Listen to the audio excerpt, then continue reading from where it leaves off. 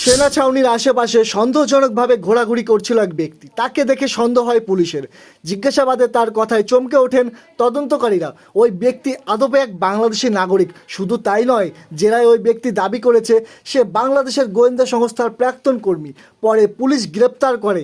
ওই ব্যক্তি কি বাংলাদেশি চর, সেই বিষয়ে জানার চেষ্টা করছেন তদন্ত। ঘটনাটি শুক্রবার রাতের শিলিগুড়ি সংলগ্ন বাগডোগরার ব্যাংডুবি সেনা ছাউনি সংলগ্ন এলাকার। এর আগে এক আফগান নাগরিককে গ্রেপ্তার করেছিল পুলিশ। একের পর এক এমন ঘটনায় এলাকায় চাঞ্চল্য ছড়িয়েছে।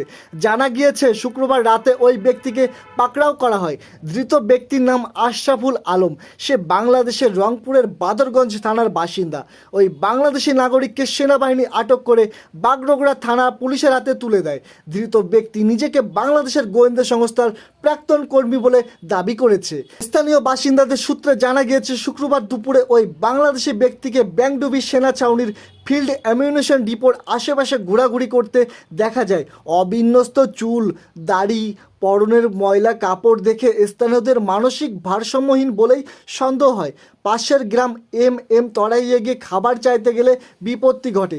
ওই ব্যক্তি নিজেকে বাংলাদেশের গোয়েন্দা সংস্থার প্রাক্তন কর্মী দাবি করে খাবার চায়। ওই কথা শুনে স্থানীয় বাসিন্দারা ব্যক্তিকে বসিয়ে খেতে দেয়। সেই সময় সেনাবাহিনীতে খবর দেওয়া হয়। সেনা পুলিশ ঘটনাস্থলে পৌঁছে ব্যক্তিকে আটক করে নিয়ে যায়।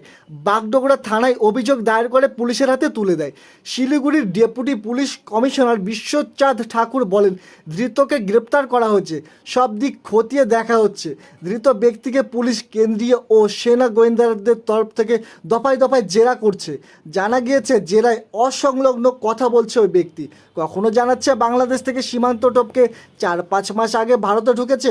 সীমান্তের মাঝিরা তাকে নদী পার করে দেয়, কিন্তু কোন সীমান্ত দিয়ে ভারতে ঢুকেছে সেই বিষয়টি এখনো পরিষ্কার নয়।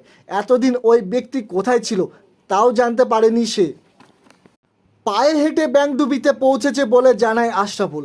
ঘুরে ফিরে দাবি করে সে ময়নামতির গোয়েন্দা সংস্থাতে কাজ করত। বাড়িতে 5 সন্তান আছে, স্ত্রী নেই। গোটা বিষয়টি খতিয়ে দেখছে তদন্তকারীরা।